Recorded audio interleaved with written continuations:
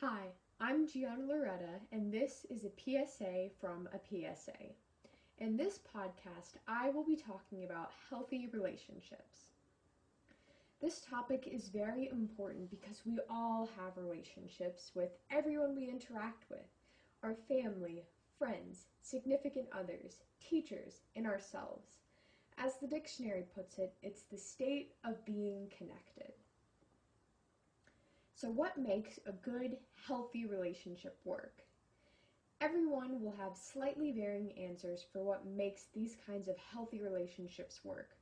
But in general, we tend to think of similar qualities like trustworthiness, loyalty, honesty, understanding, and communication. When you're around these kinds of people, you feel happy and safe.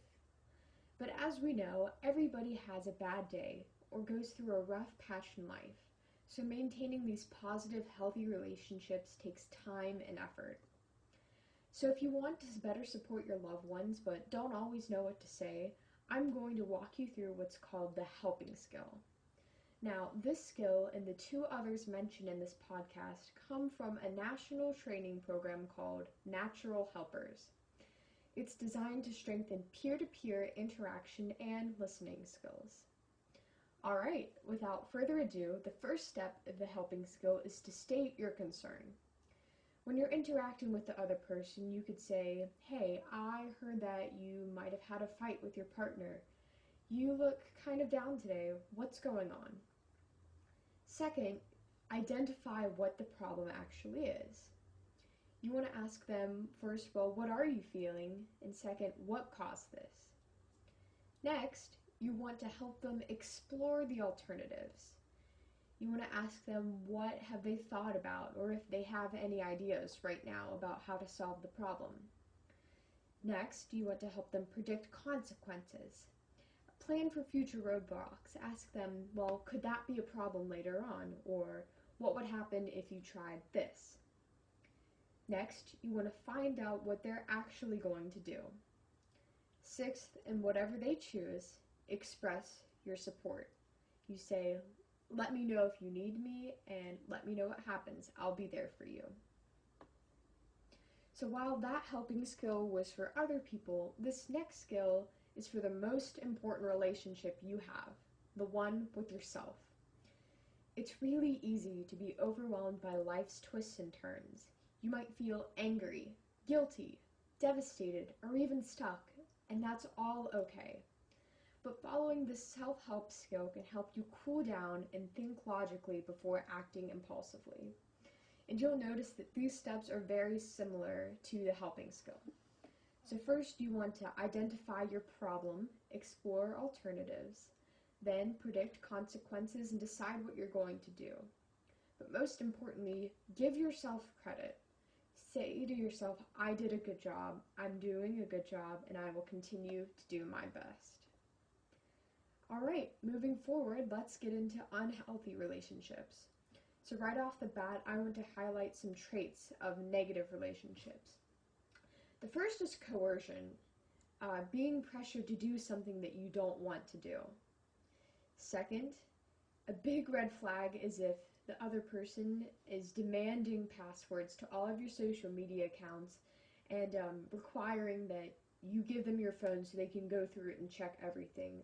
That is very, very unhealthy, and that is not at all trustworthiness. The third is extreme jealousy, if they don't allow you to talk to certain people or if they want to be the only person in your life. And this fourth red flag is if you're constantly feeling weighed down by the weight of their problems because they look to you to solve them. You need to know that you are not a therapist. You are not meant to solve other people's problems. And this is your sign saying it's okay to distance yourself from toxic relationships like these. Even when you want to help other people, you cannot sacrifice your own health to do so. And so an example I really love to demonstrate this is on an airplane. If the oxygen masks would happen to come down from the ceiling, the first thing that you're required to do is to put it on yourself. Because if you're not healthy and if you're not safe, you are not able to help other people. So you deserve to be happy and you deserve to feel respected. And if you start to realize that one of your relationships might be unhealthy, do not hesitate to take action. And so you can handle this in a variety of ways. First, talk to somebody that you trust, that you know you have a healthy, solid relationship with. Don't bottle everything up. Be honest with yourself. And you can always use the self-help skill, but you can also use what's called the referral skill, which is for when you don't have the time, energy, or resources to help somebody else with their problems. As humans, we are limited, and that is 100% okay. You have to put your health, your studies, your career, and your well-being first. A great place to reach out to for both others and yourself is WVU's Title IX department. They have the resources to help you through whatever you may be going through, and they maintain your confidentiality and privacy throughout the entire process. So, when you need to turn it over to somebody who's better equipped, use the referral skill. First, you're going to acknowledge or thank the other person for coming to you for help. Then you want to admit your limits, whatever that may be: time, energy, knowledge, resources, ability, values even, or your own personal problems.